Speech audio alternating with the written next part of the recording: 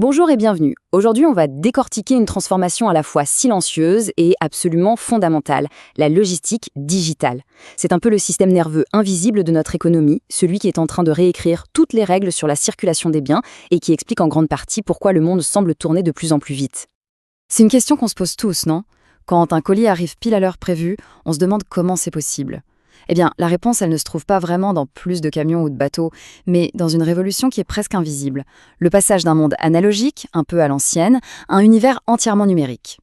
Mais pour bien comprendre l'ampleur de cette révolution, il faut d'abord faire un petit retour en arrière. Il faut voir d'où l'on vient et à quel point la logistique avant, c'était un vrai casse-tête. La logistique traditionnelle, c'était un peu comme naviguer dans le brouillard. On se basait sur des piles de documents papier, des coups de téléphone. La visibilité sur ce qui se passait réellement était quasi nulle. L'information, elle, restait coincée dans de vieux systèmes informatiques qui ne communiquaient pas entre eux. On appelle ça des silos. Et le résultat de tout ça, c'était des erreurs à l'appel, des entrepôts pleins de stocks inutiles et au final une efficacité vraiment médiocre. Le contraste entre les deux mondes est radical. C'est vraiment le jour et la nuit. D'un côté, on avait un système fragmenté, où l'on ne faisait que réagir aux problèmes une fois qu'ils survenaient. De l'autre, on a maintenant un modèle connecté qui anticipe les problèmes. On passe de l'opacité totale à une transparence quasi parfaite et des tâches manuelles, répétitives, à une automatisation intelligente. C'est un vrai changement de philosophie. Alors, entrons maintenant dans le vif du sujet. Quel est le moteur qui a permis ce changement spectaculaire ? La logistique digitale, qu'est-ce que c'est, au fond ? L'idée, c'est qu'on ne se contente plus de simplement déplacer des boîtes d'un point A à un point B. Il s'agit de transformer toute la chaîne logistique en un gigantesque écosystème intelligent. Et dans cet écosystème, le carburant, le cerveau, c'est la donnée. Chaque décision est guidée par l'analyse des données et non plus par l'habitude ou l'intuition. Et cette transformation, elle repose sur 3 grands piliers, qui s'enchaînent de manière très logique. D'abord, il faut la matière première, la collecte massive de données, partout, tout le temps, en temps réel. Ensuite, deuxième pilier, il faut que ces données circulent.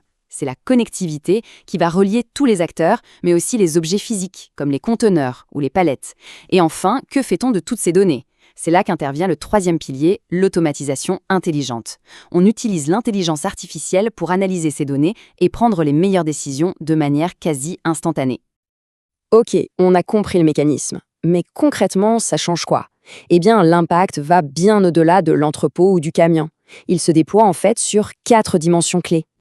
Sur le plan stratégique, pour une entreprise, la logistique digitale n'est plus une option. C'est devenu un impératif pour rester dans la course. Ça permet bien sûr de réduire les coûts et d'être plus efficace, mais surtout ça permet de construire une chaîne d'approvisionnement beaucoup plus résiliente, c'est-à-dire une chaîne capable d'encaisser les chocs, comme on a pu en voir ces dernières années. Au niveau opérationnel, sur le terrain, c'est une véritable révolution. On change complètement de logique. On passe d'un modèle où l'on subit les problèmes à un modèle où on les prédit. Grâce à l'analyse des données en temps réel, on peut optimiser les stocks au jour le jour, ajuster les itinéraires des camions en permanence. Bref, on gagne une agilité qui était tout simplement impensable avant. L'impact social, lui, est à double tranchant. D'un côté, c'est une très bonne nouvelle pour la vie dans les villes intelligentes. Ça permet d'optimiser la livraison du fameux dernier kilomètre, ce qui est crucial. Mais de l'autre, cette transformation exige des compétences très pointues en intelligence artificielle, en analyse de données, et ça pose de vrais défis en termes de formation et de reconversion des emplois. Il y a un risque de créer une fracture numérique. Et enfin, sur le plan environnemental, le bilan est aussi nuancé. L'optimisation des transports, c'est génial. Moins de camions qui roulent à vide, c'est directement moins de CO2 dans l'atmosphère. C'est un atout majeur pour une logistique plus verte. Mais attention, il ne faut pas ignorer les nouveaux défis que ça crée. La gestion des déchets électroniques de tous les capteurs, et surtout la consommation d'énergie des énormes centres de données qui font tourner tout ça. Très bien, mais alors avec quels outils concrets est-ce qu'on construit cette révolution ? Jetons un œil à la boîte à outils du logisticien moderne. Le paysage technologique est vaste, mais on peut le ranger en 3 grandes familles. D'abord, tout ce qui touche aux données et à l'intelligence, l'Internet des objets, idéaux pour la collecte, le big data et l'IA pour analyser et prédire. Ensuite, la famille de la traçabilité et de l'automatisation. Là, on trouve par exemple la blockchain pour sécuriser les transactions ou les robots pour automatiser les tâches dans les entrepôts. Et enfin, il y a l'infrastructure digitale. Les plateformes e-commerce, bien sûr, mais aussi les jumeaux numériques qui permettent de créer une copie virtuelle d'un entrepôt pour tester des optimisations sans rien casser dans le monde réel. En conclusion, si l'on prend un peu de hauteur, on se rend compte qu'on n'est pas juste en train de parler d'une simple mise à jour technologique. C'est bien plus profond que ça. Et c'est vraiment ça le point crucial à retenir. La logistique digitale, ce n'est pas juste une option ou un outil en plus. C'est un changement fondamental dans la manière même de penser le fonctionnement d'une entreprise. C'est une nouvelle façon de voir le monde, où l'on passe d'une gestion physique des flux à un pilotage intelligent basé sur la donnée.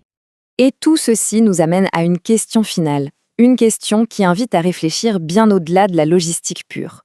Face à cette vague de fond des chaînes d'approvisionnement intelligentes, chaque secteur, chaque entreprise doit se positionner. Est-on en train de s'adapter, d'utiliser cette vague, ou est-on en train de se faire submerger ? Car dans ce nouveau jeu, ne pas s'adapter, c'est prendre le risque d'être tout simplement dépassé.